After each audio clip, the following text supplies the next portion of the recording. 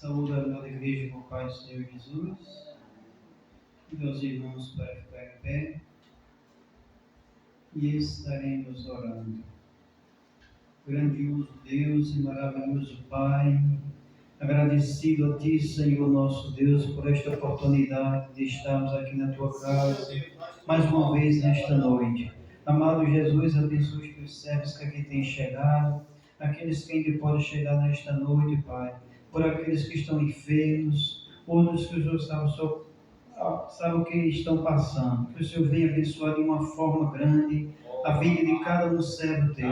E nesta noite nós somos agradecidos a Ti. Tu és o Deus que pode fazer milagre. Tu és o Deus que pode encher cada um da Tua graça. E assim nós te agradecemos por tudo no nome do nosso Salvador Jesus Cristo. E amém. Podem sentar.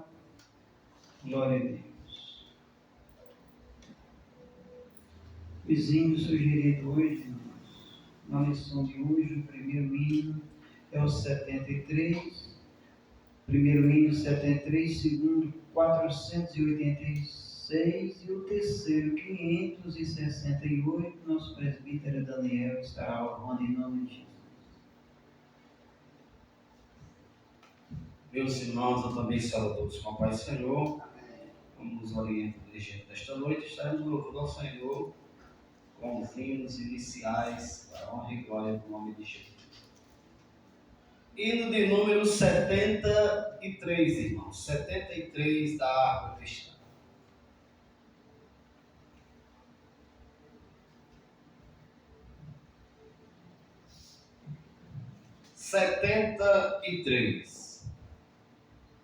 Pecador, escuta a voz do Senhor. Se estás cansado, ó, vem descansar.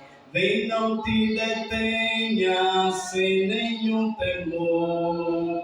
Deixa o teu fardo e vem repousar. Vem, vem a mim e descansarás. Toma o meu jugo e te guiarei. Sou humilde e manso, dou-te a minha paz. Ó, vem hoje mesmo e te salvarei. Venha Deus faminto, pobre mesmo assim, a maná celeste preparado já. Grátis é a festa pra ti e pra mim. Cristo te convida, vem cearás.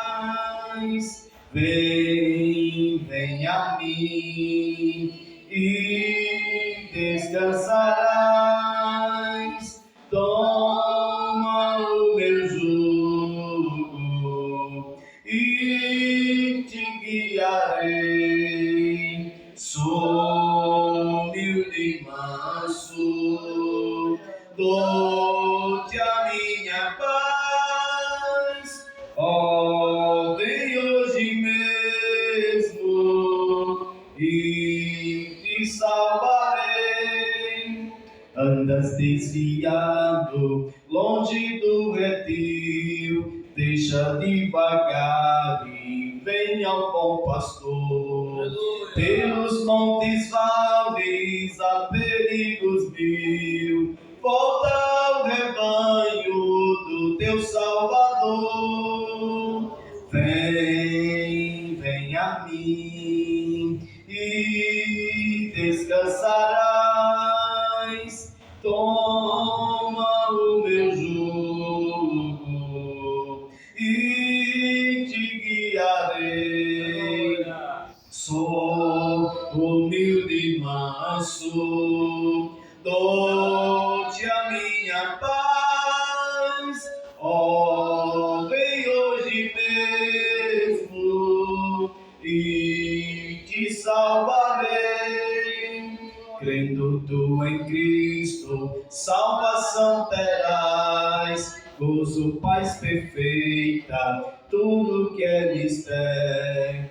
Cristo não despreza nem rejeitará todo que contrito a Ele vier. Vem, vem a mim e descansarás. Toma o meu jugo e te guiarei. Sou humilde e manso, dou-te a minha paz. Ó, vem hoje mesmo e te salvarei. Aleluia, bendito seja o nome de Jesus.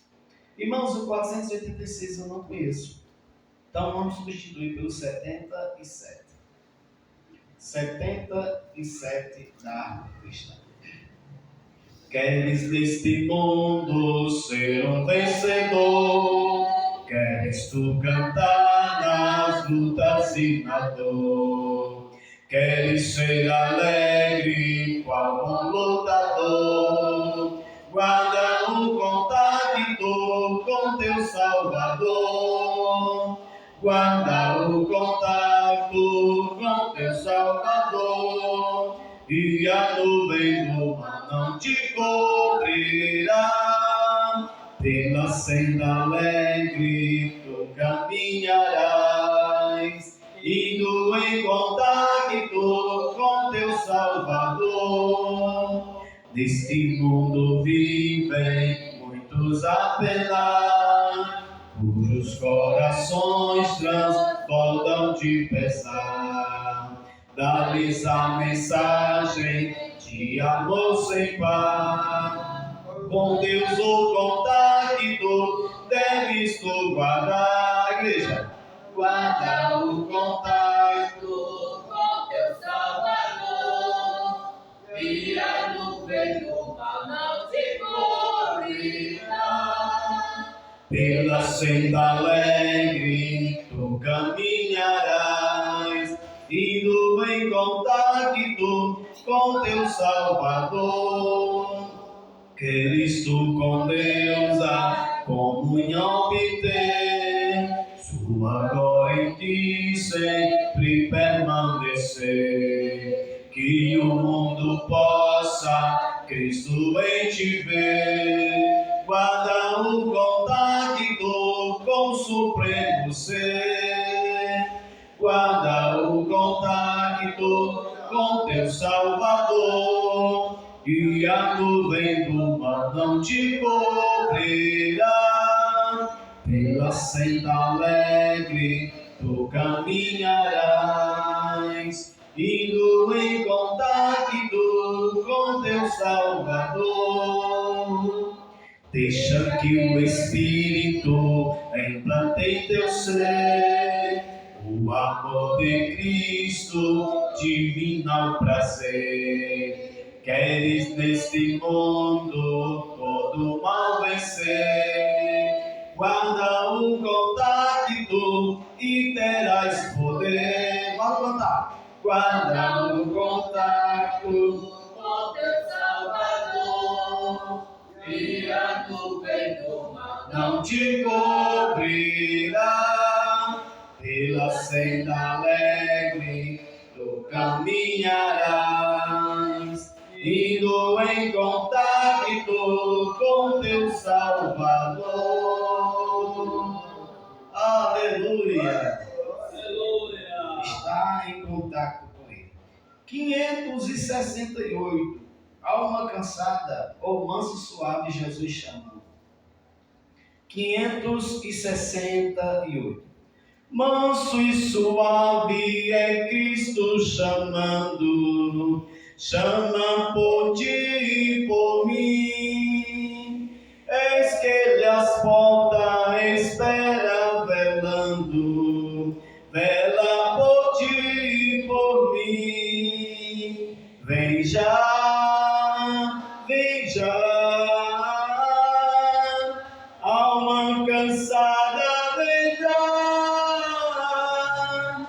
manso e suave, Jesus convidando, chama, vem pecador, vem, com paciência Ele está esperando, hoje por ti e por mim. Oh, não desprezes a quem convidando, chama por ti e por mim. Vem já, vem já, alma cansada, vem já,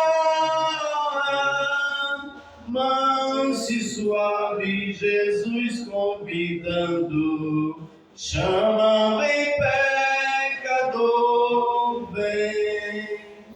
Correm os dias, as horas se passam, passam por ti e por mim. Transes de morte por fim vão chegando, tanto por ti e por mim. Vem já, vem já, alma cansada, vem já, manso e suave, Jesus convidando, chama, vem pecador, vem. Ó, quanto amor que Jesus nos tem dado, tudo por ti e por mim. Seu sangue foi sobre a cruz derramado, se foi por ti e por mim. Vem já,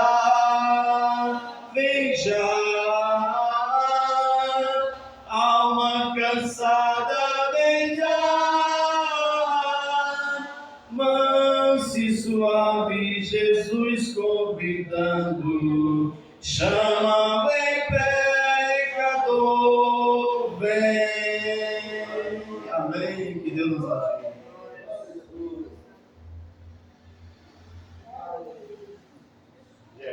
Aleluia. Amém, minha amada igreja. Hoje já temos louvado ao Senhor Jesus nesta noite. Louvado seja ao seu santo nome.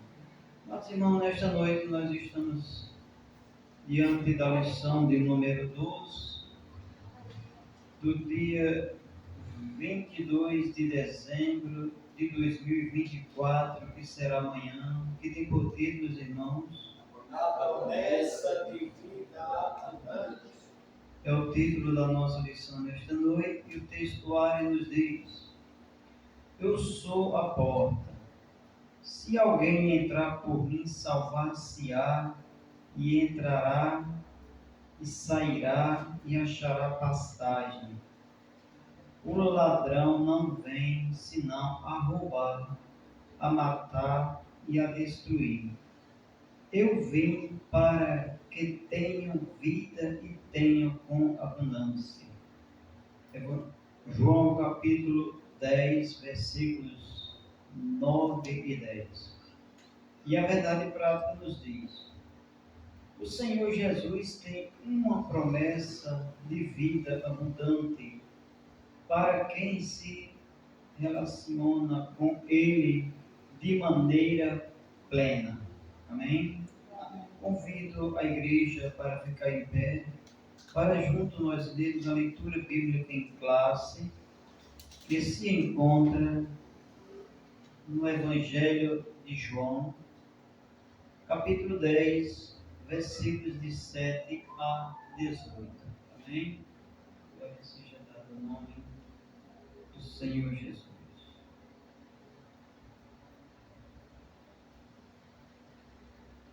Uma voltinha procurando ir.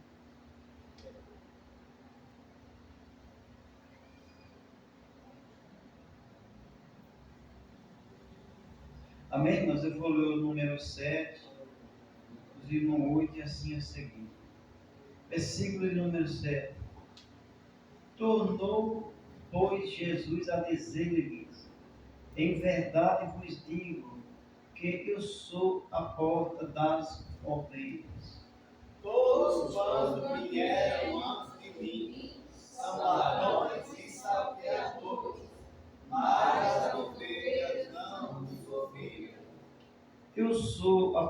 porta. Se alguém entrar por mim, salvar-se-á, e entrará e sairá e achará pastagem.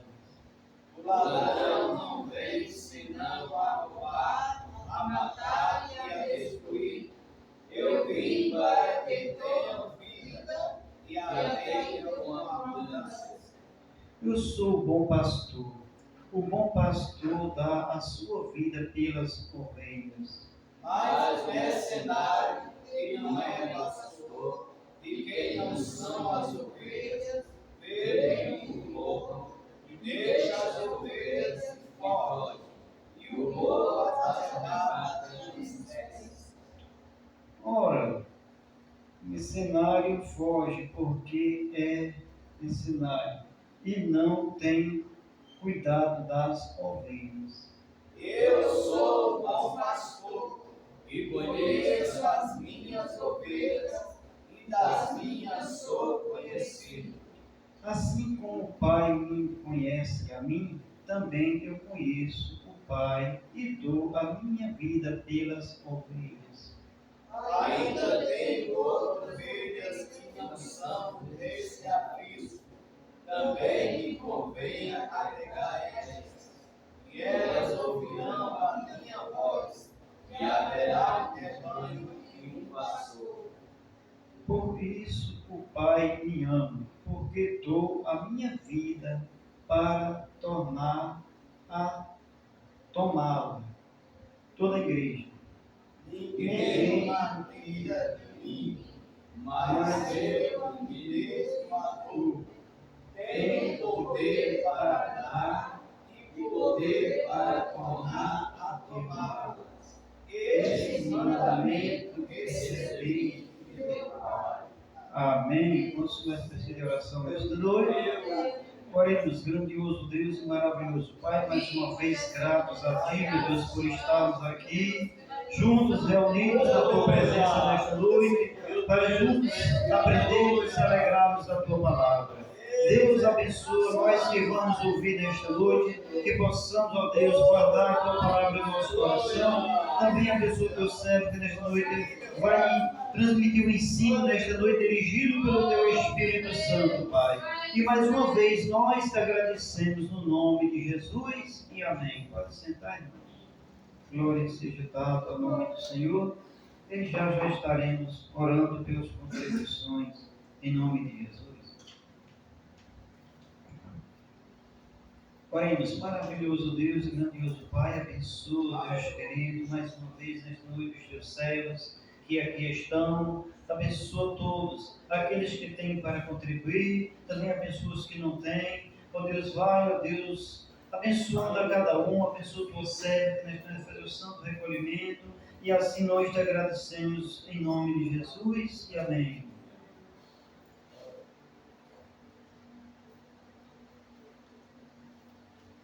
Louvar Jesus com o número 104.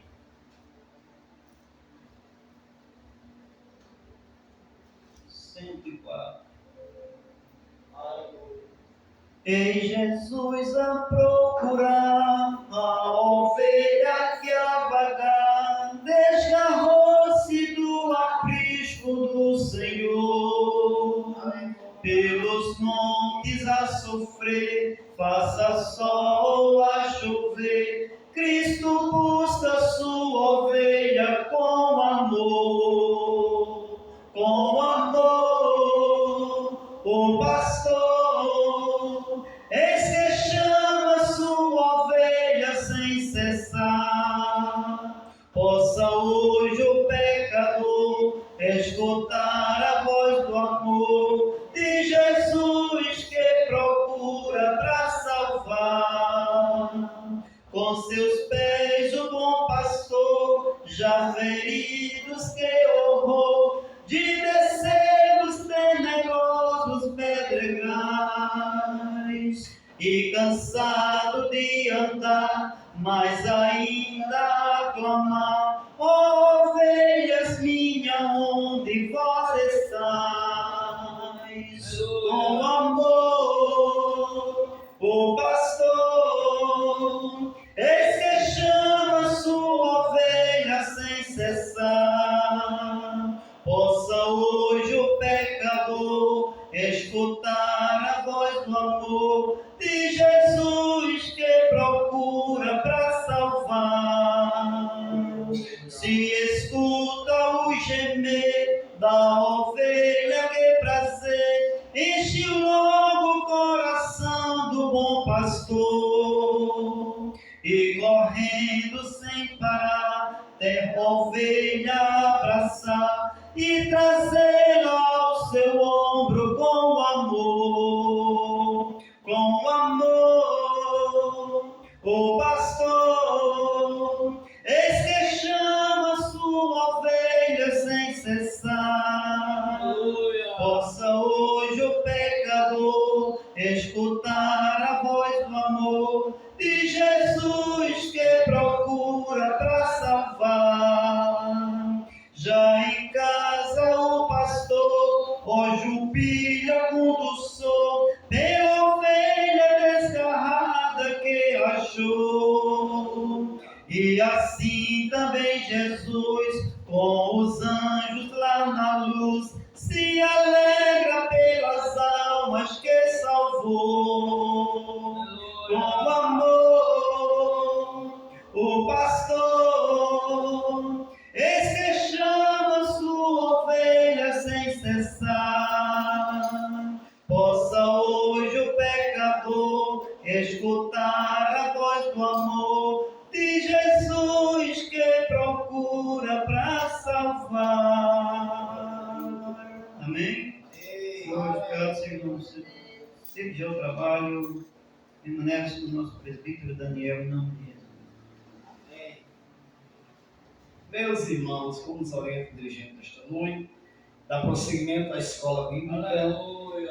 E hoje, sábado, 21 de dezembro de 2024, os irmãos que estão presentes conosco, também os irmãos e amigos que estarão assistindo pela internet, pelo canal do nosso irmão Alex Serafim, tem feito um bom trabalho, divulgando os trabalhos da igreja, e muita gente tem assistido e ouvido a palavra de Deus. Meus irmãos, hoje é a penúltima lição bíblica deste ano. Só teremos uma de hoje a 8, próximo sábado, a 13ª, e estaremos encerrando o ano de 2024. E hoje nós temos a lição de número 12, que é a promessa de vida abundante. E aí, meus irmãos, eu estava pensando, existem 3 tipos de pessoas. Existem aquelas pessoas que não serão salvas, que não aceitarão Jesus porque não querem compromisso com Deus, não querem obedecer a palavra de Deus. Existem aqueles que aceitam Jesus e serão salvos e irão morar no céu. E existem aqueles que serão salvos e serão galardoados do céu. Você sabe que tem uma diferença? A Bíblia diz que alguns serão salvos como que pelo fogo, quer dizer, aceitar Jesus, pela misericórdia de Deus serão salvos. Mas não querem fazer nada para Jesus, não querem evangelizar, não querem pregar, não querem fazer nada para Jesus, só querem serem crentes. A Bíblia diz, o apóstolo Paulo diz que esses tais serão salvos como que pelo fogo, irão para o céu, mas não serão galardoados dos seus feitos. Então a Bíblia, 3 tipos de pessoas eu posso ver na Bíblia: os que não serão salvos, os que serão salvos e os que serão salvos e serão galardoados pelos seus feitos, porque fizeram alguma coisa para Jesus. E aqui é onde entra a vida abundante. O crente que é feliz, que é crente porque ele é feliz, ele tem um relacionamento com Deus. Porque existe um crente que é crente porque tem medo de ir para o inferno. Esse aí não tem vida abundante. Ele está fugindo do inferno. Porque o céu é a única solução de fugir do inferno.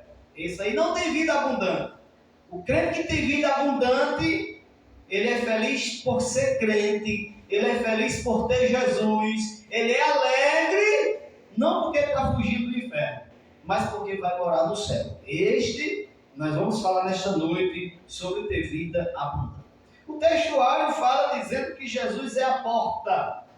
Olha, irmão, independente de eu crer ou não, independente de Brejinho crer ou não, independente das pessoas aceitarem ou não, Jesus é a porta.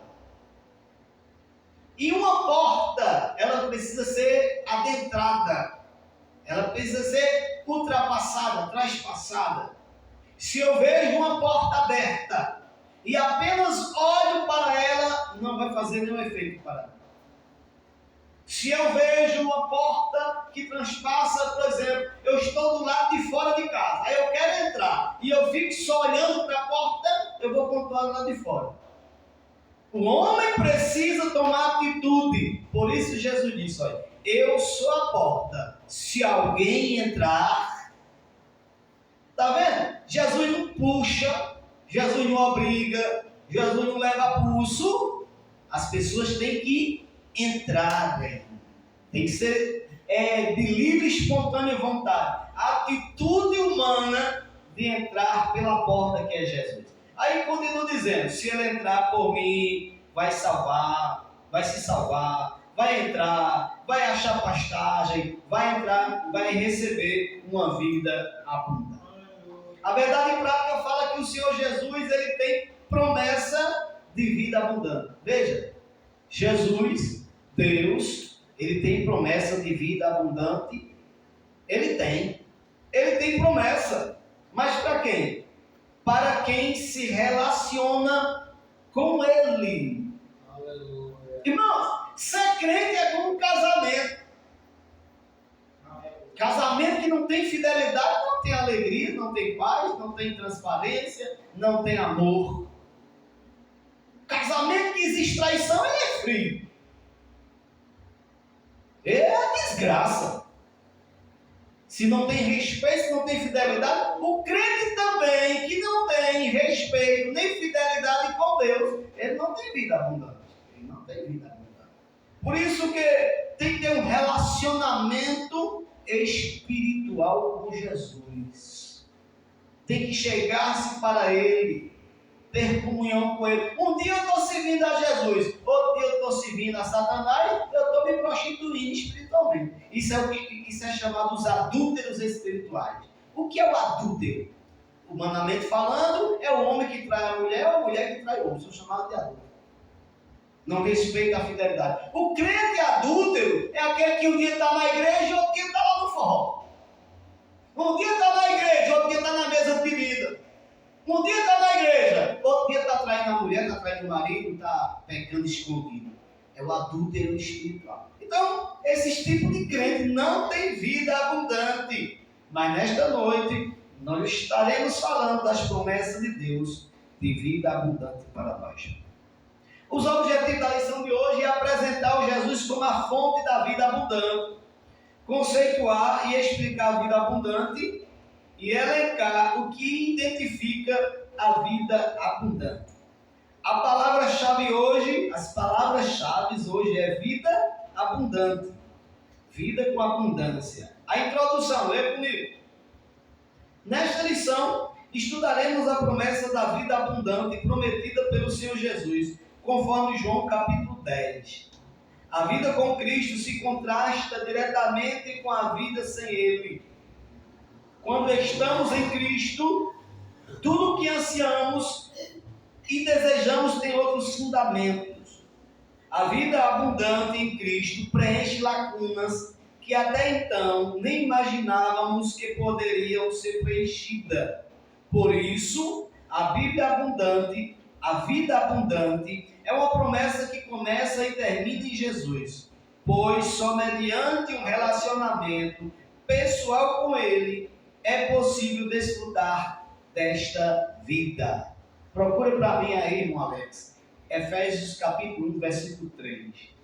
Efésios capítulo 1, versículo 3. Então nós vamos estudar nesta noite, nesta lição, que a promessa de vida abundante está em Jesus. Meus irmãos, olha,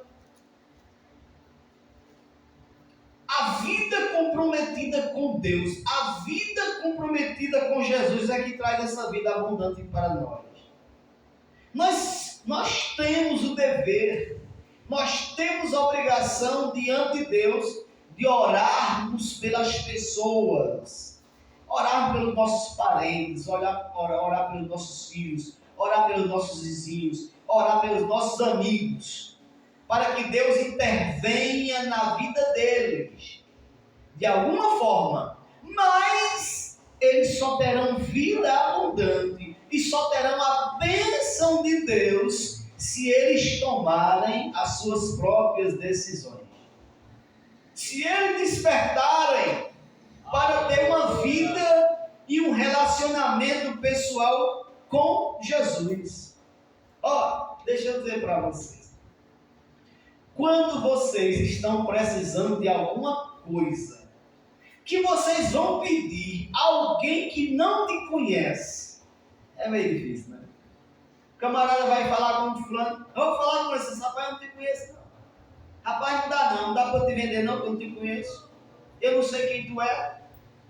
Porque não tem uma amizade, não tem um relacionamento.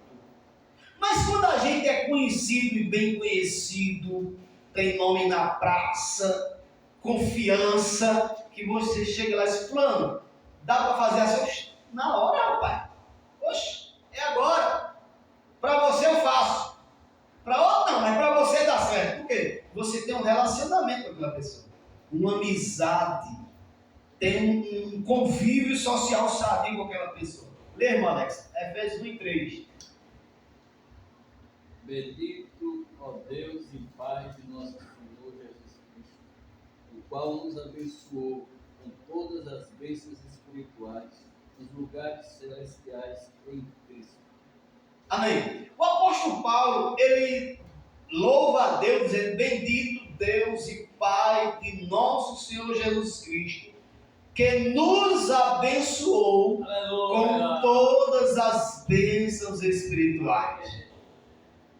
Pense aí numa bênção espiritual.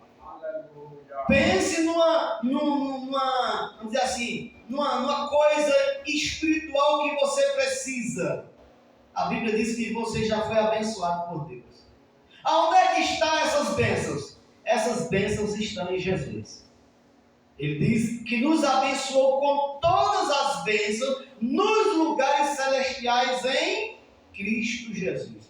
Quando o homem está em Jesus, as bênçãos vêm sobre ele. Aleluia! Às vezes eu vejo pessoas correndo atrás de bênçãos, correndo atrás daquilo, correndo atrás disso, e não para igreja nenhuma, e vive fazendo voto, e vive fazendo promessa, e não sei o que, correndo atrás da bênção. Eles só precisariam estar firmes em Jesus. Só precisariam manter a posição espiritual em Jesus. Lá em Deuteronômio, capítulo 28, diz assim: todas essas bênçãos virão sobre ti e te perseguirão ou seguirão a você, até que eu tenha feito tudo o que de bem tenho falado para você. Então, é uma posição, é um lugar, é um estado espiritual. Quando você permanece na presença de Deus, não se move, não acaba o relacionamento espiritual. Olha, irmão, quando a gente não estraga a amizade com Jesus, as bênçãos vêm sobre nossa vida. Agora, humanamente falando, tem muitas maneiras de estragar uma amizade. Eu vou dizer uma maneira bem fácil de estragar a amizade. Comece a emprestar dinheiro. Você vai arrumar inimigo. Vai arrumar inimizade. Porque tem gente que pega emprestado e não paga. Na hora de pedir emprestado é um santo.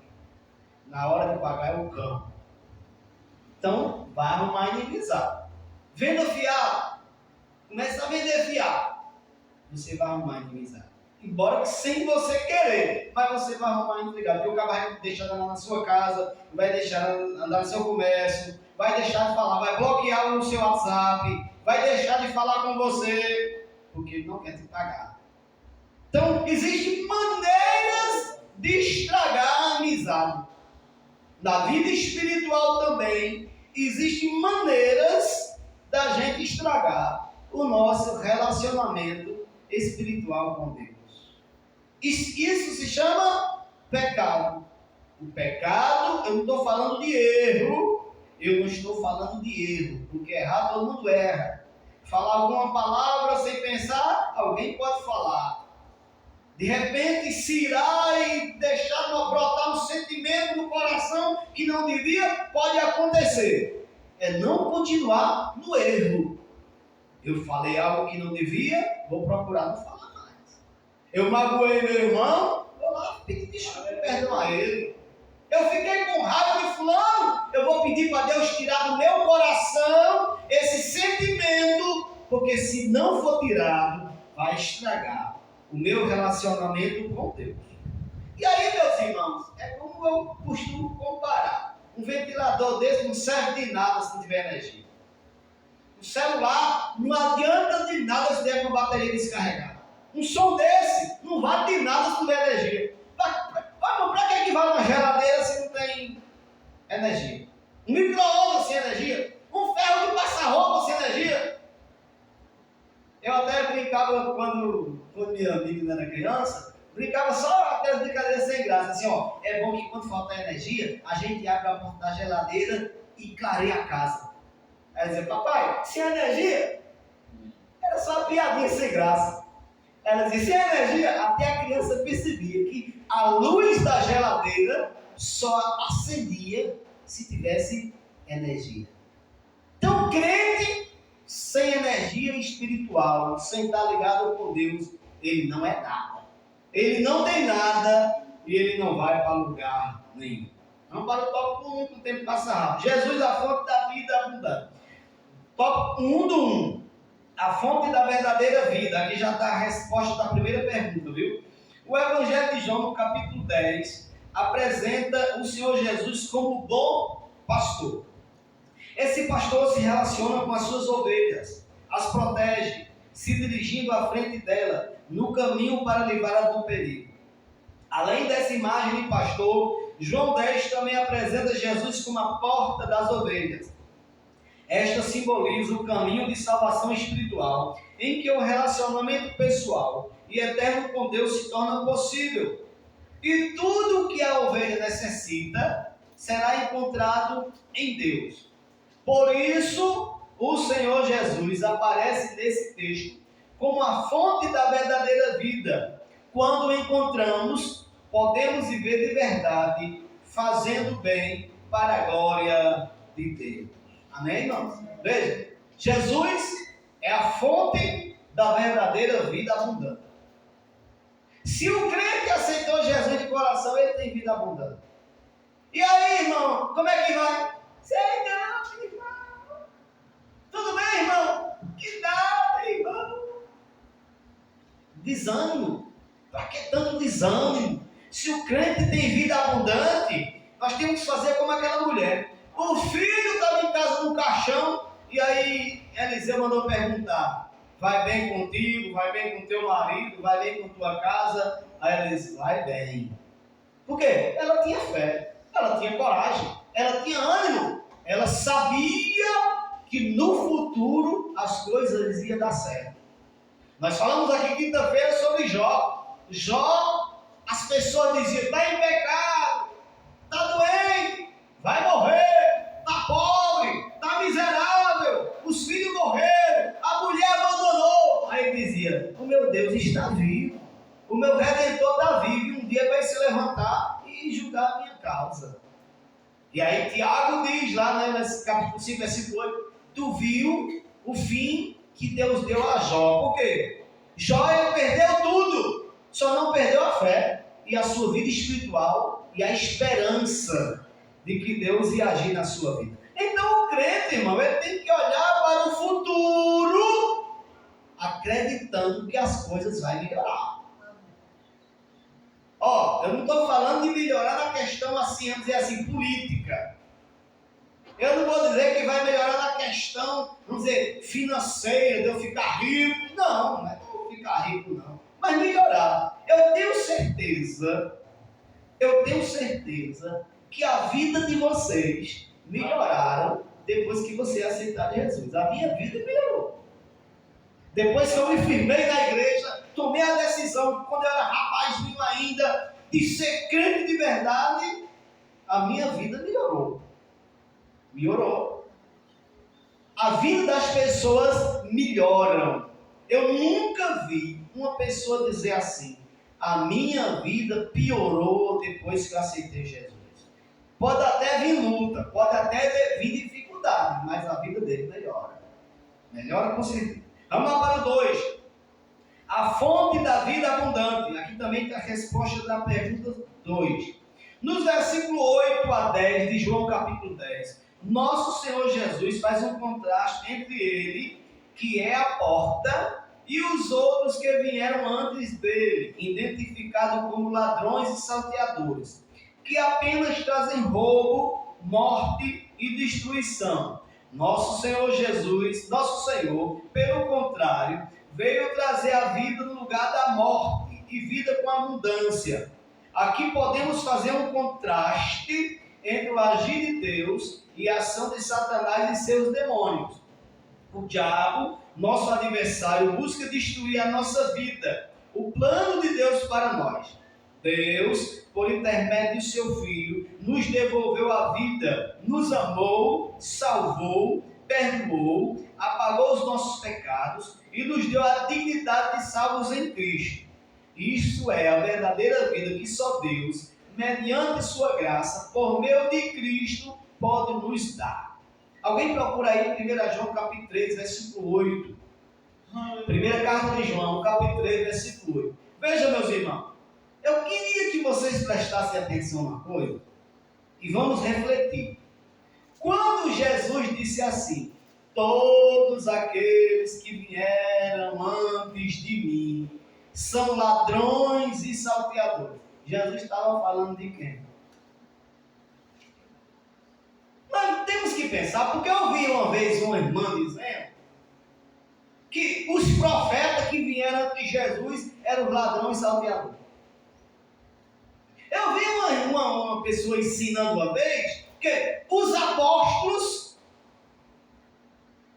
João Batista veio antes de Jesus, então ele tem que ser considerado também ladrão e salteador.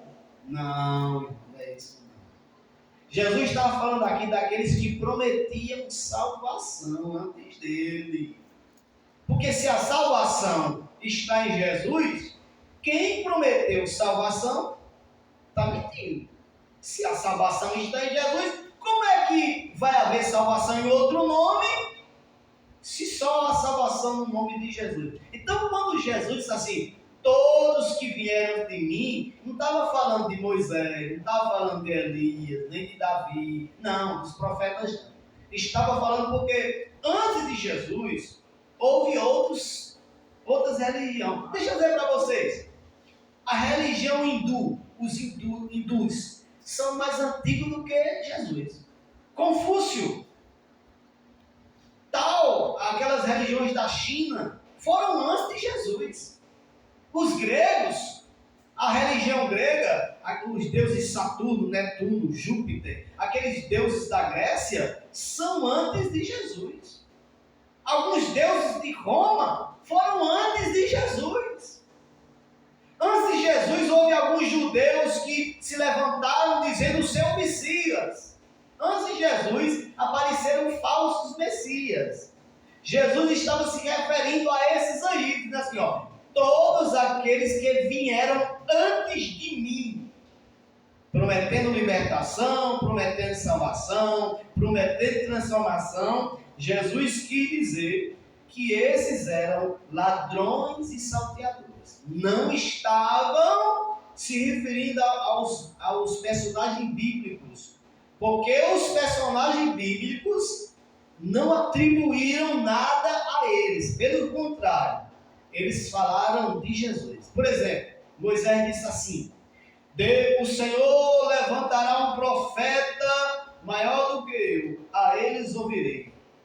Moisés estava falando de Jesus. Da mesma forma, o profeta Isaías profetizou que Jesus viria, nasceria uma manjedoura. Estava falando de Jesus. Davi também profetizou sobre Jesus. Quer dizer, os personagens bíblicos, eles não trouxeram para si alguma glória, alguma autoridade. Eles falavam de Jesus. Então, quando alguém disse assim, aqueles que vieram antes de Jesus são ladrões e salteadores, não está se referindo aos personagens proféticos da Bíblia, mas nomes de outras religiões que prometiam salvação. 1 João capítulo 3, versículo 8, quem achou? Quem comete o pecado é do diabo, porque o diabo peca desde o princípio. Para isto, o Filho de Deus se manifestou para desfazer as obras do diabo. Amém. Olha, irmão, que declaração. Quem comete pecado é de Satanás, é do diabo. É duro isso aí. Quem comete pecado é do diabo. Quando fala assim, irmão, comete pecado, a gente não está falando aqui de defeitos. Nós estamos falando daquela pessoa que deliberadamente não quer servir a Deus, nem aceitar Jesus e quer levar a vida de pecado lá fora. Está falando dessa pessoa. Não está falando do crente. Uma comparação. Hoje eu briguei com a mulher, agora eu sou de Satanás. Não é isso não. Você discutiu com sua mulher em casa, aí se resolveu, pronto. Se consertou. Não está dizendo que você é de Satanás porque você errou, não. É para quem vive na prática do pecado. Quem comete pecado, aí se cometer aqui, é viver na prática. Quem vive na prática do pecado, a Bíblia diz, é de Satanás. Mas aí, continuando, o apóstolo João diz, mas para isto o Filho de Deus se manifestou para desfazer as obras do diabo. Como Jesus se manifestou? O camarada é de Satanás, vive na prática do pecado. Aí Jesus salva ele, desfaz a obra do pecado e agora ele deixa de ser de Satanás e agora ele se torna filho de Deus. Você está vendo? A mudança de paternidade. No registro, lá no inferno estava lá, filho de Satanás. Aí ele aceita Jesus, agora lá no céu está escrito, filho de Deus. Então é uma obra que Jesus desfaz. Deus, o agir de Deus é um contraste com o agir de Satanás. Satanás escraviza pelo pecado. Jesus liberta e salva através da obra redentora na cruz do Calvário. Aleluia. Então, mais para frente, o 3 do 1. A fonte de amor. No versículo 11, o Senhor Jesus menciona novamente a imagem do bom pastor que deu a sua vida pelas ovelhas, que além de proteger e cuidar, ele as conhece bem, e as suas ovelhas também o conhecem. Nosso Senhor Jesus afirma que, da mesma forma que é conhecido do Pai, conhece profundamente suas ovelhas e entregou sua vida por elas. Por isso, ninguém pode tirar suas ovelhas de suas mãos, pois ele zela por elas. A relação com sua ovelha, com suas ovelhas, é baseada no amor, que pode ser testemunhada no relacionamento de nosso Senhor com a Santíssima Trindade. Dessa forma, o Senhor Jesus é a fonte de amor entre o bom pastor e suas ovelhas. Ele é a nossa fonte transbordante da vida verdadeira e abundante. Amém. Jesus, ele é a fonte do amor. A relação de Jesus com as suas ovelhas é o amor. O amor de lá para cá e o amor daqui para lá. Por exemplo, Jesus me ama e eu amo ele. A Bíblia diz que Jesus amou tanto as suas ovelhas, ele disse, eu dou a minha vida pelas ovelhas. Olha, irmão, eu já fui pastor de ovelha. De verdade mesmo, não é pastor de igreja não, pastor de ovelha mesmo. Tinha um homem lá em São José da Egito chamado Carlos Borja. Carlos Borja era um dos maiores criadores de ovelha que tinha em São José da Egito. E eu morava ali na saída de Pato Paretama, ali na saída de Pato Paretama, desse lado de cá, tinha uma terra grande que era dos Borja, Zefinha Borja, Tom Borja, Eric Borja, dali dos Borja. E aí Carlos Borja tinha muita ovelha. Eu morava pertinho, aí ele chamou eu para tomar de conta das ovelhas dele. Eu tinha ali meus 12 anos, um ano de 85, 35 eu tinha 11 anos. 11 para 12 anos. E aí eu tomava de conta de um montão de ovelhas. Era muito. Levava as ovelhas para pastar pelas estradas, e tinha que ter cuidado para as ovelhas não ser atropeladas, tinha que ter cuidado para os cachorros não atacar. Aí levava bem cedo, trazia, botava de meio-dia lá no curral. Aí de tarde, quando o sol esfriava, ia de noite, de tardezinha trazia. Passei um tempão trabalhando de cuidador de ovelha. Mas nunca tive a coragem de dar a vida por nenhuma. Oxe, se os cachorros atacassem, eu ia correr. Porque além de eu não ser o dono, eu era o menino. Como é que eu ia defender as ovelhas? Eu me lembro que uma vez eu matei uma ovelha sem querer.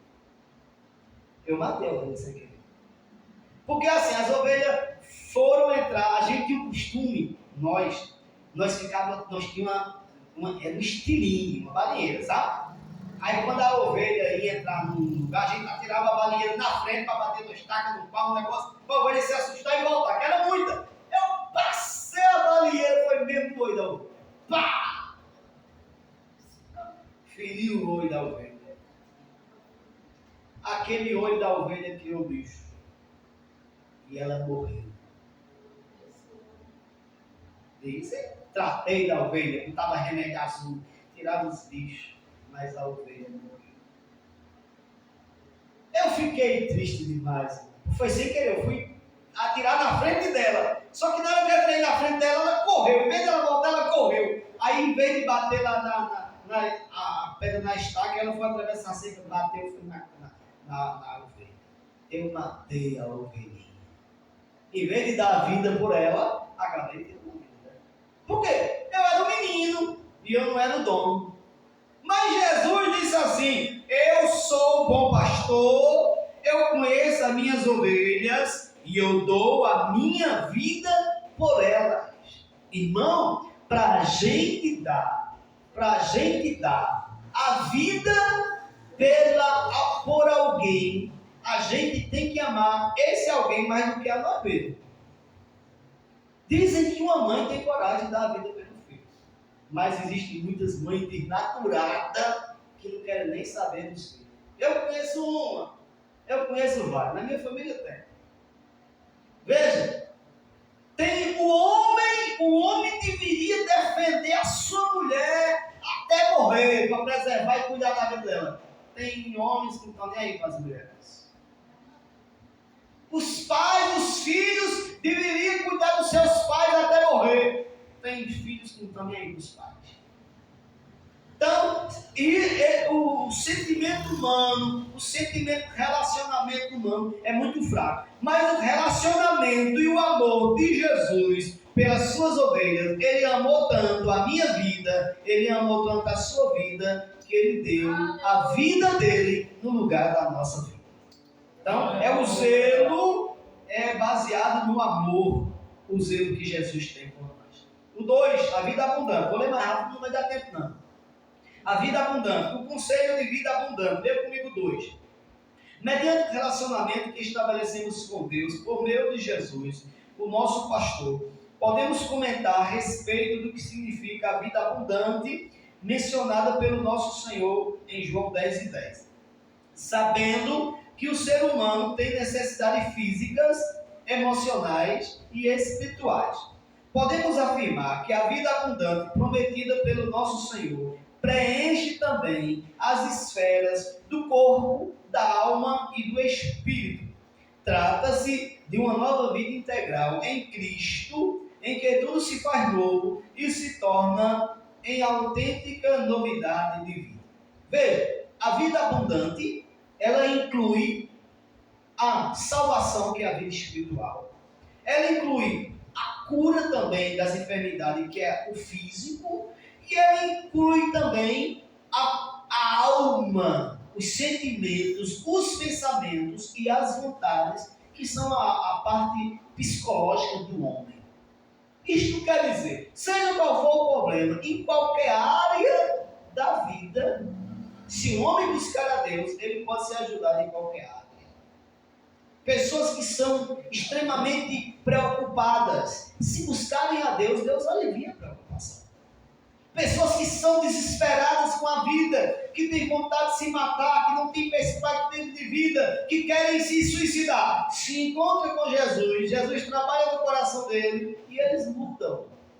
Quantas pessoas não queriam morrer, não queriam deixar de existir e aceitam Jesus, encontram um motivo para viver e aí continuam vivendo. E quantas pessoas não eram violentas, assassinas, perigosas, pessoas psicopatas, que um dia aceitaram Jesus e tiveram a sua alma, a sua vida transformadas e hoje são crentes e são exemplos na sociedade. Por quê? A vida abundante tem a ver com isso. Tem pessoas que pensam que Jesus só perdoa pecado. Existe um evangelho por aí que fala só disso. Eu aceitei Jesus só para ir morar no céu. Se eu for morar no céu, tá bom. É importante? Mas é importante também a gente entregar a nossa vida por inteiro a Jesus. Não é aquela doutrina que diz que Jesus só quer o coração, é o evangelho incompleto. A Bíblia diz que, o apóstolo Paulo diz que devemos apresentar nosso espírito, alma e corpo a Deus, como culto espiritual. Quer dizer, o homem serve a Deus com seu espírito para morar no céu. O homem serve a Deus com seu entendimento para trabalhar na obra do Senhor. E o homem serve a Deus com seu corpo para dar um exemplo, para servir a Deus e dar ter uma boa postura diante da sociedade. Então a vida abundante tem a ver com o espírito, tem a ver com a alma e tem que a ver com o corpo também. O 2 do 2. A vida abundante também influencia a família. No episódio bíblico, na ocasião da libertação de Paulo e Silas da prisão, o carcereiro, apavorado, perguntou a Paulo o que podia fazer para ser salvo. De modo que o apóstolo Paulo respondeu: crê no Senhor Jesus Cristo, será salvo tu e a tua casa. A salvação em Cristo não se aplicaria apenas ao carcereiro, mas também de maneira abrangente a toda a sua casa. E não se resumiria apenas ao livramento físico de uma punição do Estado, mas um novo tipo de vida para o carcereiro e toda a sua família. Assim, aprendemos que a vida abundante prometida por Jesus abrange os nossos familiares. Amém? A vida abundante, ela vem para a nossa vida e acaba contagiando também a nossa família. Esta promessa de vida, quando Paulo falou para o carcereiro: crê no Senhor Jesus, será salvo tu e a tua casa. Agora eu pergunto para os irmãos, quando o apóstolo Paulo disse assim: crê no Senhor Jesus e será salvo tu e a tua casa, o que aconteceu? A Bíblia diz que o carcereiro levou Paulo e Silas para a casa dele. Quando levou ele para a casa dele, reuniu a família e toda a família dele ouviu a palavra. E a família creu e foi salva. Tem pessoas que acham que Deus vai fazer assim. Não dá bom testemunho em casa. Não fala de Jesus em casa. Não evangeliza a família e quer que Jesus salve. É difícil. Porque a salvação se dá mediante o evangelho. Se eu não falo de Jesus em casa, como é que eu vou salvar minha família? Porque aqui a promessa se cumpriu na vida do carcereiro. Mas a Bíblia diz: e aí ele recebeu com alegria, ele e toda a sua casa. Creu e foi batizado toda a sua casa. Ele levou o evangelho para a família dele. Levou Paulo e Silas para pregar na família dele. Então eu vou alcançar a minha família. A minha família vai ser salva. A minha família vai ser abençoada quando eu levar a presença de Deus para ele. Falar para ele, evangelizar para ele. E antes de tudo, dar bom testemunho. Porque eu tenho certeza que a minha filha não quereria ser nunca mais crente. Esses dias Deus está trabalhando no coração dela. Diz que agradece pelos pais que tem, pela a maneira que nós criamos. Deu assim, um discurso bem emocionado. Que sabe que nós ensinamos o que era certo para ela. Deus está trabalhando. Mas se eu desse mau testemunho, se eu espancasse a mãe dela, se eu traísse a mãe dela, se eu fizesse de respeitar essas pessoas, desse mau testemunho, ela dizia assim: eu quero ser crente, mas como meu pai e minha mãe não. Então, tem que falar de Jesus, mas também tem que mostrar Jesus. Foi o que o carcereiro fez. Perguntou: o que é que eu preciso para ser salvo? Aí o apóstolo Paulo disse: não é só você não, é a tua casa também, é a tua família. Ah é? Então bora lá para casa? Então levou eles para casa, recebeu eles, lavou os vergões, deu comida a ele e ouviu a palavra junto com a sua família. Vamos para o 3 do 2, viu? Diversas bênçãos provenientes da vida abundante. O pastor quer falar um pouquinho? Não. Diversas bênçãos provenientes da vida abundante. Quando passamos a ter um relacionamento pleno com Deus e por isso desenvolvemos a vida abundante, passamos a desfrutar das copiosas bênçãos, dentre as quais podemos destacar. Veja as bênçãos aí. Se você está precisando de uma dessas, a gente não fala sobre isso. A paz em Deus, a tranquilidade nas decisões, pois trata de uma realidade prometida pelas Escrituras para quem tem uma vida abundante, a prática do amor, a vida em unidade ou em união, o cultivo da esperança, a perseverança na paciência. Tudo isso são bênçãos de uma vida abundante em Cristo Jesus, que contrasta com a vida vazia de sentido de outrora. Veja, você tendo uma vida abundante, você vai ter tudo isso aí. Paz em Deus. Onde você chegar, em qualquer ambiente, você vai ter paz. O mundo está se acabando, mas você tem paz. Porque você tem Jesus e tem uma vida abundante. O povo está arrancando os cabelos da cabeça, não sabe o que fazer na vida, mas você sabe o que fazer, porque você tem paz, você tem Deus e você tem Jesus.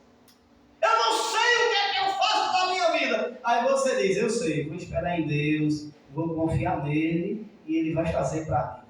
Não, porque você tem paz, você tem vida abundante. Aí você tem a prática do amor. O que é a prática do amor? Não, o crente que não ama, a Bíblia diz: quem não ama não tem Deus. Se eu não amo as pessoas, olha, o crente, ele não tem possibilidade de odiar ninguém. Se você odeia alguém, você não está no amor. Não posso ver a cara de fulano. Só quando eu vejo fulano, dá uma vontade de vomitar. Ih, está cheio de ódio. Não tem amor não. Precisa se reanalisar. Eu não aguento nem ouvir a voz de fulano. Opa, alguma coisa está errada. Porque a prática do amor, a gente tem vida abundante, a gente tem vida de amor. A vida em unidade. Eu não me dou bem com ninguém, eu não consigo trabalhar com ninguém, eu não consigo manter uma amizade com ninguém. Aonde eu moro, eu arrumo um mau vizinho. Aonde eu, em todo trabalho, eu arrumo um intrigado. Não, alguma coisa está errada comigo.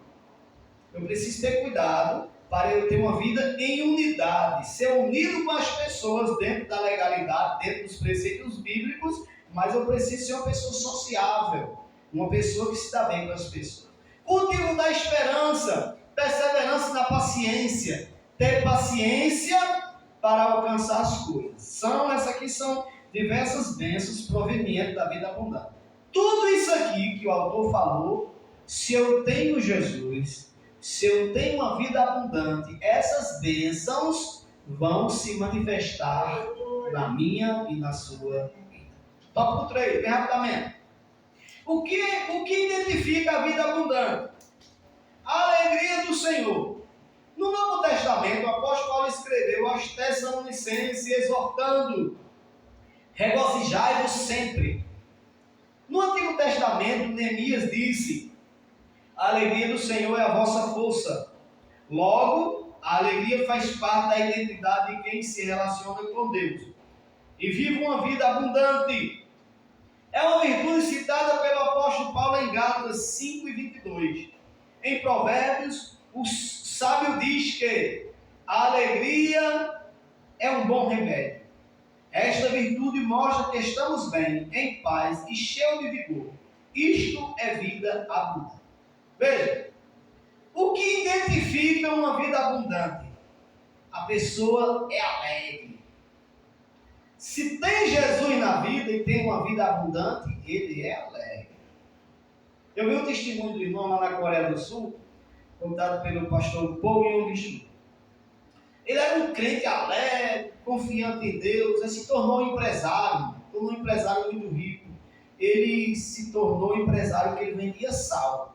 Ele exportava sal para vários países. Os navios atracavam e carregavam cheio de sal para vender. Sal muito bom que ele tinha. E aí o depósito dele era na beira, perto do mar, e tinha um rio que passava perto do depósito dele. Irmão, deu uma chuva tão grande que o rio transbordou e entrou no depósito dele. Vocês sabem, água e sal não se misturam, né? Pois quando a água entrou, os sacos se derreteram e ficou tudo seco. Porque a água desmanchou o sal. E aí o sal foi mal. Um prejuízo enorme.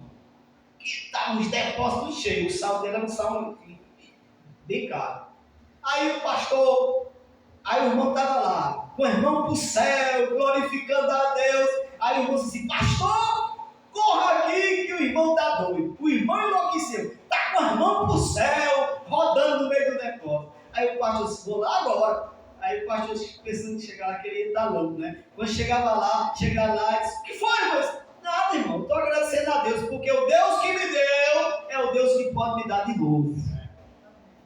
A minha mercadoria foi embora, mas eu tenho ele. Se eu tenho ele, ele vai me dar de novo. Aí o pastor, ele se tornou mais rico ainda. Deus deu tudo. Ele conseguiu tudo de volta e Deus abençoou. E ele teve mais ainda. Sabe por quê? Porque ele tinha vida abundante dentro dele. Não era o dinheiro que fazia ele feliz. Não era a casa que dava alegria a ele. Era a vida que estava dentro dele. Então, quando a gente tem a alegria do Senhor dentro de nós, irmão, nada nos abala. Nada. Nós falamos aqui outro dia que Jó viu 10 caixões na sua sala. Fez o velório de 10 filhos. 10 filhos de Jó morreram numa noite, num dia. E ele fez o velório dos 10. Já pensou? Fazer velório dos 10? E aí a mulher disse assim: amaldiçoa este Deus e morre. Você é uma louca. Você está falando da loucura da sua cabeça. Deus me deu, Deus tomou. Bendito seja o nome do Senhor. Sabe por quê? Jó tinha vida dentro dele. Ele tinha alegria dentro dele. E nada poderia abalar a sua vida. Gratidão por tudo. 2:3. A gratidão é uma virtude cristã que revela humildade e, ao mesmo tempo, dependência total de Deus. Aqui está a resposta da quinta pergunta. Acerca de tudo que acontece em nossa vida. Na vida abundante, no lugar de murmurar ou reclamar das coisas, aprendemos a dar graça por tudo o que Deus tem feito de bom por nós. Em tudo dai graça, porque esta é a vontade de Deus em Cristo Jesus para conosco. Assim, a virtude da gratidão é plenamente coerente em a vida abundante, pois em Deus nos sentimos satisfeitos e plenos. Demos sempre graças a Deus em tudo. Olha, irmão, é uma coisa aqui difícil. E é difícil para mim, é difícil para todos nós, dar graças a Deus por tudo. Está chovendo, graças a Deus. Está fazendo sol, graças a Deus. Está fazendo frio, graças a Deus.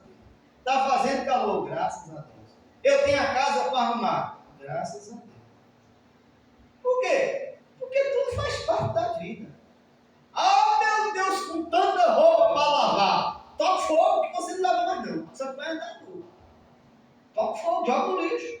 Eu conheci uma irmã que ela casou muito nova e o marido só comprando fralda.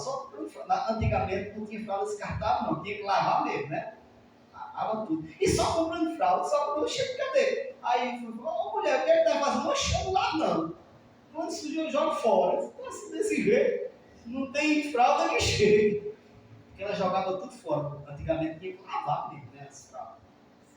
Veja, era um remédio que ela tinha. Já que ela não queria lavar, jogava fora. Só que nunca tinha suficiente. Então, se você está reclamando que a roupa está suja, toque fogo. Agora você vai precisar comprar outra. Ah, os pratos estão sujos. Não faça comida, porque não se suja. Ah, eu tenho que arrumar essa casa. Vá morar debaixo da ponte, porque não precisa arrumar a casa.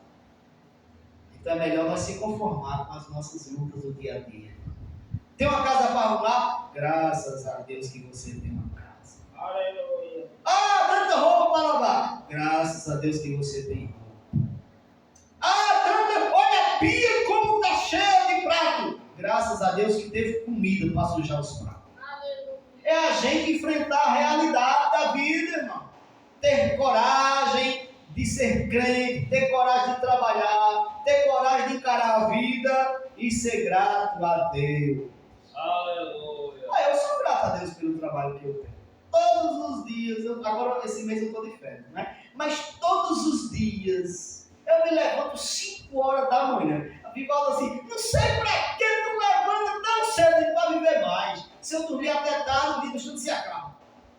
Levanto 5 horas da manhã. Tem dia que eu levanto 4h40. Antes do sol nascer, eu vou de pé.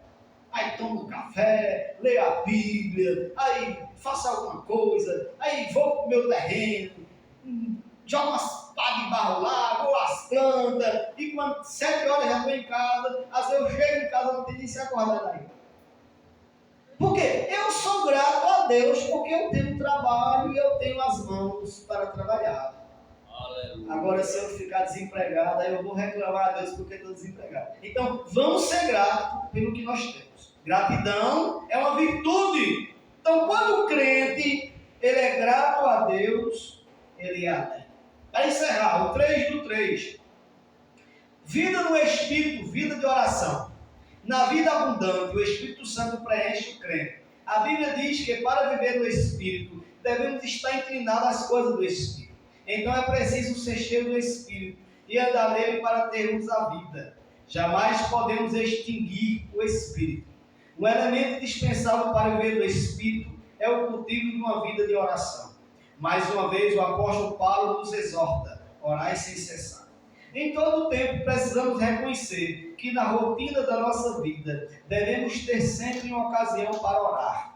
Quer em casa, quer no trabalho, ao acordar ou ao se deitar. O apóstolo Paulo continua a nos exortar: perseverai em oração. Olha, Aleluia. para ter uma vida abundante, é preciso ter uma vida do Espírito. Meus irmãos, a pessoa do Espírito Santo, às vezes, é negligenciada na vida do crente.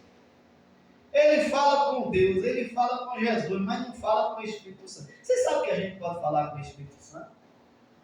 A Bíblia diz que o apóstolo Paulo ouviu o Espírito Santo falar. A Bíblia diz que quando nós oramos a Deus em línguas estranhas, nós oramos através do Espírito Santo com gemidos inexprimíveis. É uma linguagem espiritual. Então, muitas vezes, a gente fala muito de Deus, a gente fala muito com Jesus e a gente não fala com o Espírito Santo. O próprio Jesus disse assim, eu vou para o Pai, mas enviarei outro Consolador, que estará convosco.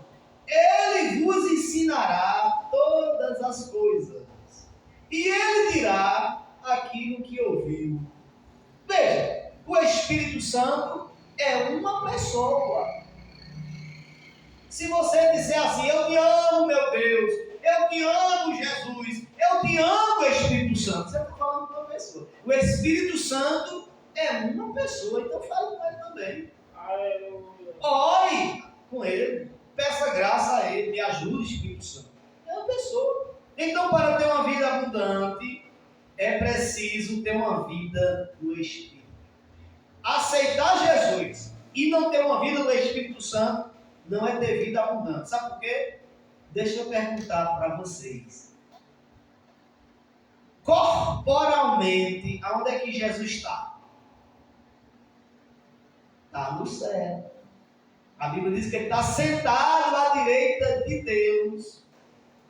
A Bíblia diz que ele se faz presente através do Espírito Santo. Ele se manifesta através do seu Espírito. Mas, pessoalmente, a Bíblia diz que quando Estevão estava morrendo, ele abriu os olhos, olhou para o céu e viu Jesus assentado à destra de Deus. Então, quem está fazendo a obra de Jesus na terra hoje é o Espírito Santo.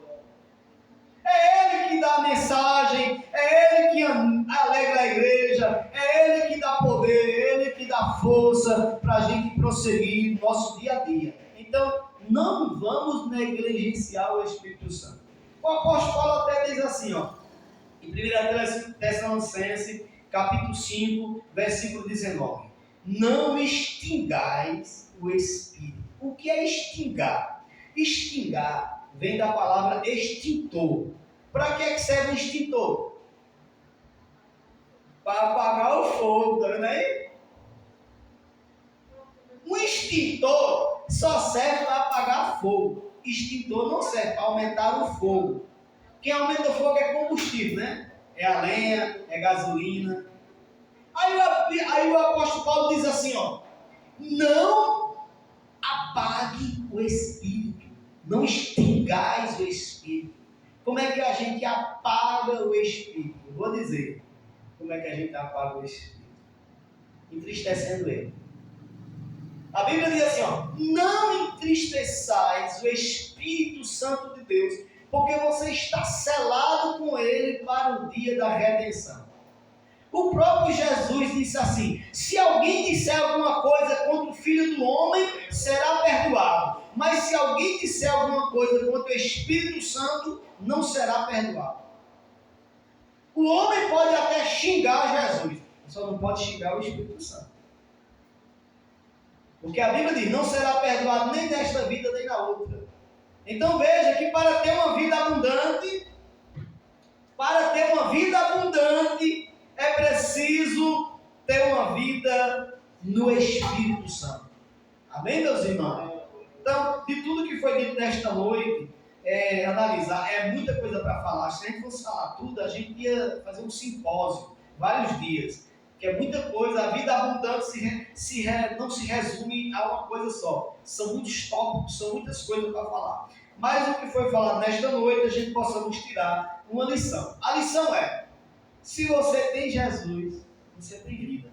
Aleluia! Para que andar de cabeça baixa se a gente tem Jesus? Para que a gente viver sem esperança, sem projeto, achar que tudo vai dar errado? Tem pessoas que são negativistas. O crente, ele tem que ser otimista. O que é otimista? Ele crê que as coisas vão dar certo. Eu não tenho nada na vida. Aí ele vai citar o Salmo 93. O Senhor é o meu pastor, nada me faltará. Mas ele diz que não tem nada na vida. Está contradizendo a palavra de Deus. Eu sou um pobre coitado. Eu não tenho nada na vida. Mas lá em Romanos 8,37 diz, posso todas as coisas naquele que me fortalece. Então veja, a gente temos que ser otimista. O crente que tem Jesus, que tem vida abundante, ele é alegre, ele é otimista e ele acredita que as coisas vão dar certo, porque Deus está trabalhando por ele. Deus abençoe a todos em nome de Jesus.